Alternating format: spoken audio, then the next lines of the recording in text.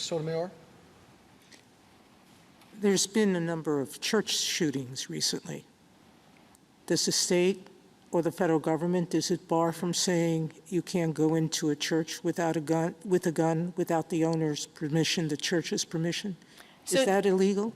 The answer to that question would go into the sensitive places inquiry, which is different from this case because that is sort of place specific. So the question would be, is there a history and tradition of allowing restrictions on people carrying in churches? I suspect there isn't.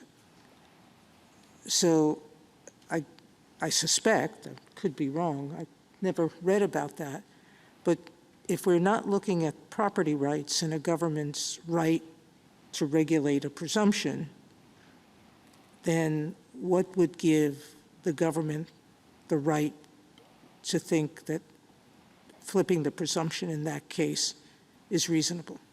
Again, I just think as here, where most property owners for 200 years didn't carry weapons in this state without an owner's consent.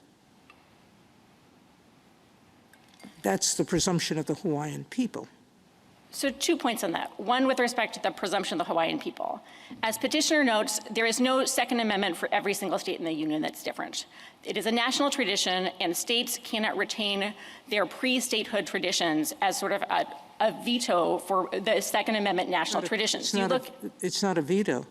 No one's vetoing an owner's right explicitly or expressly to consent to carrying guns. The owner's the one with the right.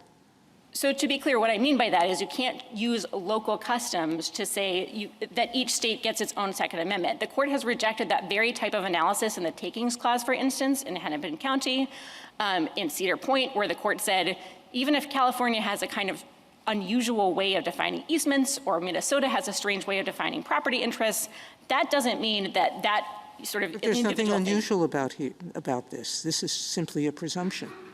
Respectfully, this is highly unusual, as the heirs article itself acknowledges. In all 50 states in the District of Columbia up until Bruin, the universal rule, and this does trace to the founding, is that when you have property open to the public, you are inviting people to go on with arms unless the owner says otherwise. We think that implicates the Constitution, the Second Amendment, for the same reasons it implicates other amendments in other contexts. Change that. The presumption lets the owner choose.